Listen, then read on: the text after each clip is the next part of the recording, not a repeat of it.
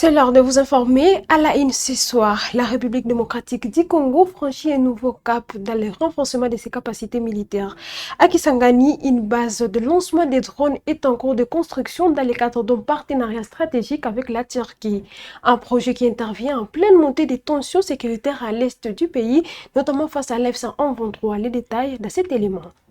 Dans le cadre de son partenariat avec la Turquie, la République démocratique du Congo a lancé la construction d'une nouvelle base de lancement de drones. Cette infrastructure phare dans le secteur de la défense nationale est en cours d'érection à Kisangani dans la province de la Chopo. L'exécution de ces projets d'envergure est portée par la société Milvest, omniprésente dans la construction et la réhabilitation des infrastructures en République démocratique du Congo. Cette fois, c'est dans les secteurs de la défense que cette filiale de Miller Holding, de l'homme d'affaires turc Turan Mildon, se lance. Cette dernière étant déjà derrière plusieurs chantiers au pays, entre autres les centres financiers de Kinshasa et l'Arena de Kinshasa. À travers ces nouveaux projets, la Turquie s'affirme comme l'un des grands fournisseurs de drones aux forces armées de la République démocratique du Congo qui font face à l'AFC M23.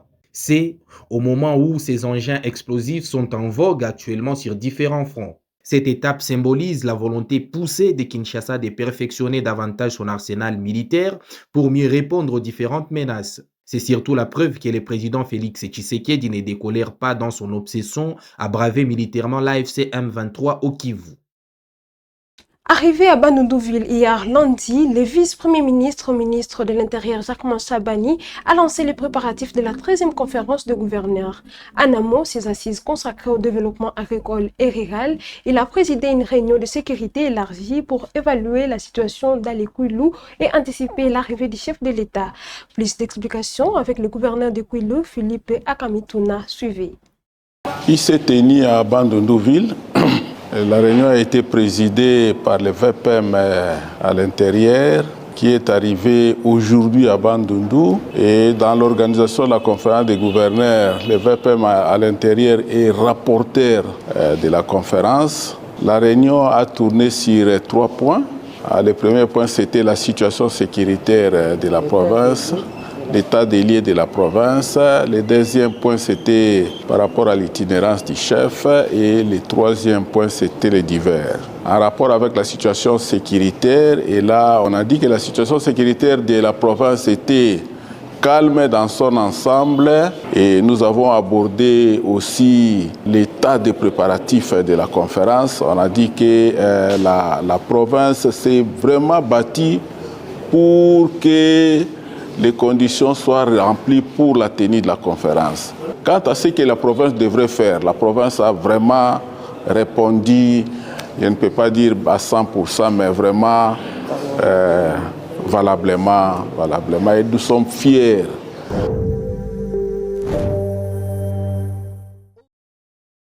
Toujours dans les Kouilou, après l'inauguration de la centrale hydroélectrique de Kabokola, lundi 23 mars, le gouvernement met en avant les progrès enregistrés dans les secteurs énergétiques. Le ministre des Ressources hydrauliques, Molendo Sakombi, évoque une hausse des taux d'accès d'électricité passée de 8 à près de 22% depuis l'arrivée au pouvoir du président Félix-Antoine Tshisekedi. Suivez. Écoutez, d'abord, quand le chef de l'État a pris le pouvoir, il vous souviendra qu'en décembre 2019, lors des assises de Matadi sur l'énergie, le taux était à peu près à 8%. Source Banque mondiale, aujourd'hui nous sommes à 22%. Et l'ouvrage d'aujourd'hui va contribuer à augmenter la desserte. Nous avons aussi d'autres projets KTND qui vont vraiment rencontrer le programme du gouvernement dans le cadre du compact énergétique. Nous disons à la population de s'acquitter de ses factures, aux instances officielles de s'acquitter aussi de leurs factures. C'est un projet intégré, production, transport et distribution. Je suis là avec le DG SNEL, la DGARE qui a eu à encadrer toute la structure tarifaire. Donc maintenant tout est opérationnel. La Banque centrale du Congo ouvre une enquête après la diffusion d'une vidéo devenue virale sur les réseaux sociaux montrant la manipulation d'importantes sommes d'argent en espèces dans les conditions jugées troublantes. L'institution annonce vouloir faire toute la lumière sur cette affaire, vérifier le respect des procédures en vigueur, les cas échéants, situer les responsabilités. Les détails de cet élément. La Banque centrale du Congo, BCCC, annonce l'ouverture d'une enquête interne à la suite de la diffusion virale d'une vidéo troublante sur les réseaux sociaux. Les images largement relayées montrent la manipulation d'importantes sommes d'argent en espèces dans des conditions encore non élucidées, suscitant interrogations et inquiétudes au sein de l'opinion publique. Face à l'ampleur de la polémique, l'institution monétaire a rapidement réagi en annonçant des investigations menées en collaboration avec les services publics compétents. L'objectif est clair, vérifier la conformité des procédures liées à la gestion des flux financiers, en particulier en matière de la manipulation des devises. Au-delà de la simple vérification technique, la BCC attend faire toute la lumière sur cette affaire. Il s'agira notamment d'identifier d'éventuelles responsabilités et les cas échéants d'appliquer des sanctions appropriées contre les auteurs des manquements. Dans son communiqué rendu public lundi 23 mars, la Banque centrale du Congo insiste sur son attachement au respect strict des normes de transparence, de sécurité et de traçabilité des opérations financières. Elle réaffirme également son engagement à préserver la confiance du public dans le système financier national. Alors que l'enquête s'ouvre, cette affaire relance les débats sur la gouvernance financière et la rigueur dans la gestion des fonds dans un contexte où la crédibilité des institutions demeure un enjeu majeur en République démocratique du Congo. À Bunia, un pas de plus vers la paix durable. Un atelier dédié à la vulgarisation des outils de prévention et de résolution des conflits communautaires, coutumiers et intercommunautaires s'est clôturé lundi 23 mars. Autorités locales, chefs coutumiers et acteurs de la société civile ont uni leurs efforts pour renforcer les mécanismes de gestion des tensions à base. Reportage. Clôture ce lundi, 23 mars à Bougnan, chef-lieu de la province de l'Ituri, d'un atelier de vulgarisation des outils de prévention et règlement des conflits coutumiers et communautaires contenu dans l'arrêté ministériel numéro 25 du vice-premier ministre de l'Intérieur, Sécurité, Décentralisation, Affaires coutumières. Atelier qui est inséré par l'expert Blachar Nzaï, une quarantaine de chefs de chefferie, de secteurs, des groupements, des acteurs de la société civile, des administrateurs des territoires ainsi que des agents des services de l'Intérieur, Sécurité, Décentralisation et Affaires coutumières au prix par cet atelier pour le directeur Joseph, chef de service au sein du ministère de l'Intérieur, Sécurité, Décentralisation et Affaires coutumières. Il y a espoir que cette remise à niveau diminue à soiper les décrets des conflits coutumiers en province de l'Ituri. Nous sommes positifs et nous croyons à ça parce que parmi les outils que nous avons développés, il y a des arrêtés qui viennent redynamiser le fonctionnement des commissions consultatives de règlement des conflits coutumiers.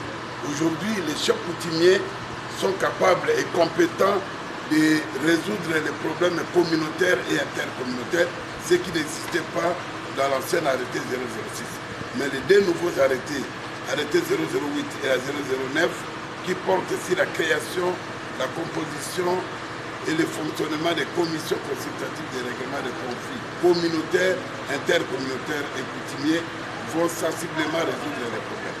Nous demandons aux participants d'abord l'appropriation de ces outils, qui s'approprient les outils de vulgarisation de la politique et des mécanismes de prévention et de règlement qui vont contribuer sensiblement à la stabilisation des entités coutumières de la province de l'Ituri et les animateurs de toutes ces entités. Activité qui a été présidée par le directeur de cabinet du gouvernement militaire de l'Ituri, Uringi Padolo, qui salue la tenue de ces assises. Les conflits coutumiers et communautaires ont trop souvent entraver le développement harmonieux et la cohésion sociale. Par ces motifs, l'État congolais, à travers cette politique nationale, trace une voie claire et innovante pour la prévention des règlements pacifiques des différents conflits qui existent en cette province. C'est pourquoi l'atelier de ce jour s'inscrit dans la dynamique de mise en œuvre de cette politique en renforçant les capacités des acteurs locaux et en vulgarisant les outils pratiques pour une application efficace sur le terrain. Permettez-moi ici de saluer l'engagement du gouvernement central qui s'aligne sur la vision du chef de l'État Félix Antoine Tshisekedi Tshilombo par le truchement du ministère de l'Intérieur, Sécurité, Décentralisation et Affaires coutumières, grâce à l'appui des partenaires techniques et financiers. Nous citons ici les PNUD. Ensemble, nous devons transformer cet outil en levier concret de paix, favorisant ainsi l'épanouissement de notre province. Atelier qui sera directement suivi des installations de commissions consultatives, des règlements des conflits coutumiers, communautaires et intercommunautaires, CCR3C en sigle à travers la province de l'Ituri. Il s'y a dénoté que cet atelier a été organisé par le secrétariat général aux affaires coutumières avec l'appui technique et financier du PNUD sous la haute autorité du vice-premier ministre de l'Intérieur, Sécurité, Décentralisation et Affaires coutumières. Après 18 mois d'obscurité, les centres de recherche en sciences naturelles de Luiro retrouvent enfin la lumière. Situés au sud Kivu, les centres viennent d'être réalimentés en électricité. Une promesse du mouvement FC123 concrétisée ce lundi 23 mars 2026 par le gouverneur Patrick Boussou-Bangui en seulement 2 mois. Une relance énergétique qui profite également aux villages environnants. Suivez ce reportage de la cellule de communication du gouvernement du sud Kivu.